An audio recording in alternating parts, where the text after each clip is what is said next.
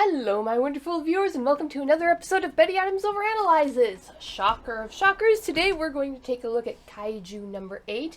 And with all of the new information that we have gained up to chapter 68, and I think there will be minor spoilers up to chapter 68, but none of them are going to be what I would call plot-centric. These will be world-building. We're talking about world-building here, and so we'll be talking about world-building spoilers. We are going to go back and take a look at a theory I developed way back at the beginning of the series, and it's basically, why are the kaiju? What natural historical explanation would there be for these creatures who behave like this? Because in the story, the kaiju display several behaviors that are unusual in the natural world.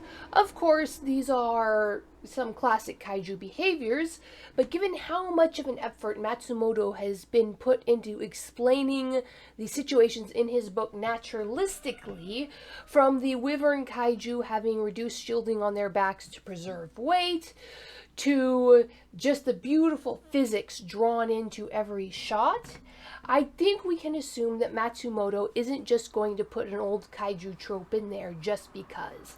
I think that we can look for a logical natural history explanation for these kaiju behaviors in a manga where you have the ant controlling mind fungus concept show up so accurately in how Kaiju number 9 was controlling the ant fungus. So, what are kaiju, where do they come from, and what are they doing when they go rampaging through the cities? Well, what do we know? From what has been said, and given that you have a very high-ranking Kaiju Defense Force officer explaining this to the people in charge of defending the nation, I think that the information we got when Vice Captain Hoshina addressed the Kaiju Defense Force Board of Reaction, I don't know what to call it, all the people who are in charge of fighting the kaiju, I think that what he said can be taken as the best information available to the humans in this universe. The kaiju come up out of the deep trenches in the Pacific Ocean, presumably the Atlantic as well, but we're focusing on Japan here. They come up out of these deep trenches. They don't know, they don't understand entirely what's going on here, but they believe the extreme pressure and possibly the chemicals boiling up from these sub-Pacific vents are what are creating these massive monstrous creatures, which is not completely out of alignment with reality. The giant tube worms of the Great Pacific Trenches, the giant arthropods, 1, 2, 3 feet long that they pull up out of the depths of these waters. Yes, the extreme conditions, the rich minerals coming out of the hydrothermal vents, the extreme pressure, the cold water, does result in gigantism on a scale unheard of in the rest of this world. So their theory about where kaiju come from is plausible. Now, these organisms cannot make the change to come up from that super low temperature or high temperature. These extremophiles that live down there can't come to the surface and still live and thrive. And they are and mammals can't get that big, and so you have issues. They can't breathe the air if they come from down there. There are natural limiting factors that actually prevent giant kaiju from coming up out of the depths to get us, but that is the one great leap. The one great leap away from reality that Matsumoto took with this story was that these giant kaiju exist. And I'm perfectly willing to take that belief. It's no stretch of the imagination to suspend that disbelief with all of the effort Matsumoto has put into building us. So, what are the kaiju? Organisms that have been so tremendously affected by the extreme environments at the bottom of the Marianas Trench that they are gigantic and they are completely different from everything everywhere else on Earth. A solid theory, entirely plausible. I think this has not entirely eliminated the possibility that we're looking at interdimensional creatures here. These are simply altered, earthbound creatures. They come from this Earth. They're not from another dimension. They're not aliens from another planet. They are simply extreme adaptations of the same genetics that we see here on Earth. So, what is going on here? Why do these creatures come up out of the trenches, come up onto land, and then return back to the trenches? Well, as you can see from my video clip here, that is a salmon. Now, what is special about salmon? And how could this relate to the trenches? One thing about the deep trenches, away from the solar-based ecosystem on the surface of the planet, the deep trenches have an extremely limited fuel source. The amount of organic matter that can be recycling through this ecosystem is extremely minimal. It's based on bacteria that eat the chemicals that come up out of the vents. And even though there is life down there, as soon as you step away from the vents, it is a barren wilderness. So we are looking at an extreme environment with a limited organic material and something that doesn't have a lot of material input. Another example of this would be Alaska or Siberia, or even in some cases the very far reaches of Japan, but you got to go a little further north to get what I'm talking about. The tundra. You are looking at an area which has very, very little organic matter in it naturally. You have low, scrubby plants growing, but you don't have the growing season to get massive grasslands to support the megafauna. You don't have enough organic material inputting into the system to support megafauna, but the high northern climates way up past the Arctic Circle is where some of the most impressive megafauna still in existence resides. You have moose, the largest deer species extant. You have grizzly bears and polar bears. You have the two largest bear species extant by mass in the polar bear and by just pure height in the grizzly bear. You have the largest goat species extant in the muskox. You have these massive creatures, the largest fox species, the largest wolf species. A good portion of the remaining megafauna on Earth is in the Arctic Circle despite the lack of organic matter. So how is this system maintained? The nutrients come up out of the ocean. Now, for the moose actually go diving for seaweeds and other aquatic plants, but that's not primarily what I want to focus on. I want to focus on the grizzly bear, especially the grizzly bears that live on Kodiak Island.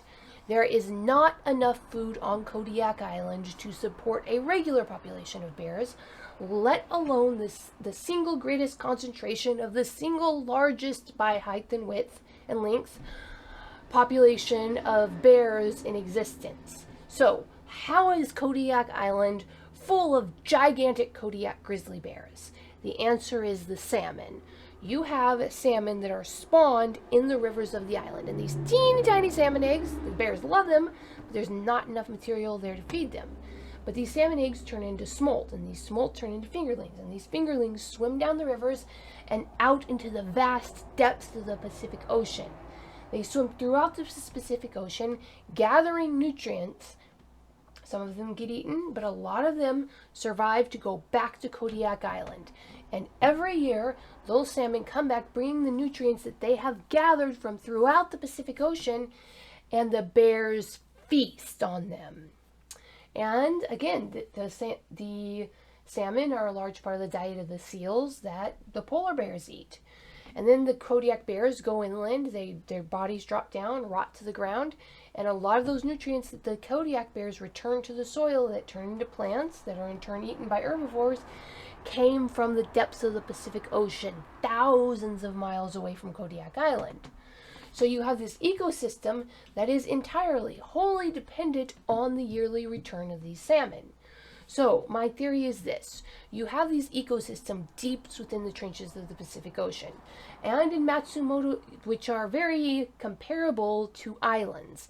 You have these short, small areas around the vents where these completely alien ecosystems exist under tremendous pressure and with the influx of strange chemicals from the Earth's mantle.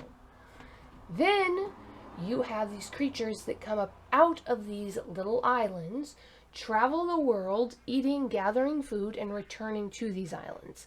That would explain the behavior of these kaiju coming up out of the Pacific Ocean. Now, for this to be a coherent theory, there would have to be some way for the kaiju for this material gathered by the kaiju to return back down into the ocean. As the Defense Force would not be overly concerned with material returning back down into the ocean, if this does exist, we probably haven't seen it yet because it's just not part of the story yet. But it's possible that the kaiju, when they poop, maybe they poop out bacteria and parasites that swim the stuff back down to the deep depths. Hard to tell. It could be simply a natural matter of erosion. We don't know, but this might be why Japan is the kaiju capital of the world. Maybe there are vents around them and the island nature allows the erosion of the kaiju material back into the water. So, why have kaiju attacks been increasing? Why do kaiju come to cities and hunt humans? Those are two more questions. So, why would a large megafauna deliberately walk into a city full of humans? There is not a single organism on Earth that will do that in its right mind. The only thing that comes close is bull elephants in rut when they're literally not thinking clearly. Most animals will avoid human areas. So one exception is feral hogs, which are incredibly dangerous. They're an invasive species, and they do go into human areas to eat. But then they go back out in the wild to breed. So perhaps these kaiju, because we've seen them eat human after human and go out of their way to eat humans, which is very unusual. Most animals want the lowest effort food source available, and humans are a high effort food source. Even the vast majority of regular predators don't want to fight a human. We're fairly big and we can defend ourselves pretty good. So they would only go into these cities if they want to eat humans. Now, why would a kaiju preferentially go into a city to eat humans? Now, there is a certain kind of bacteria, and remember, the bottom trophic layers of these ecosystems in the vents in real life, and presumably in Matsumoto's world, are bacteria-based. They eat those chemicals.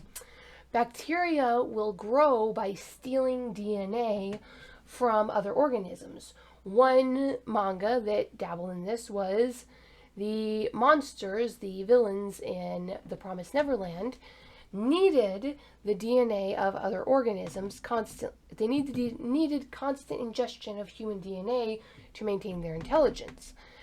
I don't think that's where this is going, but it could be that in order to add genetic diversity to this very narrow bottlenecked ecosystem at the bottom of the Pacific Ocean vents, these kaiju go and they get DNA that is beneficial to them from the surface world.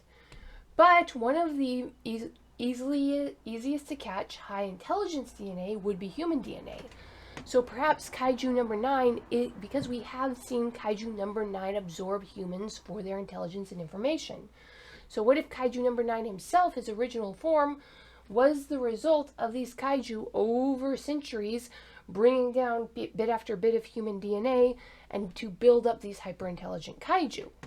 And eventually, at some point in the past, probably say right before Kaiju number 6 attacked, or as the major kaijus after Kaiju number 1 began to become more problem, there was an intelligence building. It had reached a critical hit, and now it's deliberately hunting out humans to make itself more intelligent and further its goals, and this intelligence finally manifested in Kaiju number 9.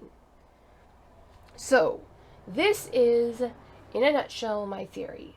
The kaiju are a natural part of Matsumoto's world, spawned from bacteria that integrate other organisms' DNA at the bottom of these vents.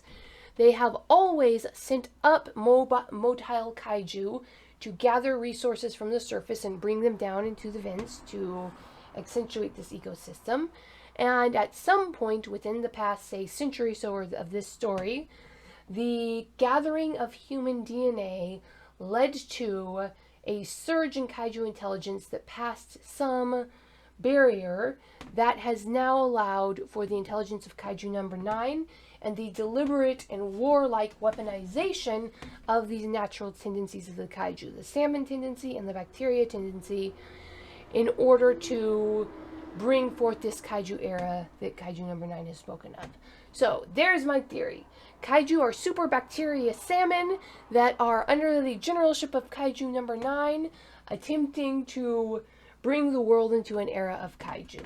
What do you think? Hit that like and subscribe button. Have you given any thought as to why the kaiju do what they do? Am I overthinking this? Of course I am. That's the name of this channel. Hit that like and subscribe button. Share this video, and peace out, my wonderful viewers. Humans are weird. We took a vote, and humans are weird. I have the data.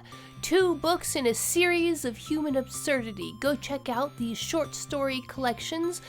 What will our little green friends think of us when we finally do make it to space?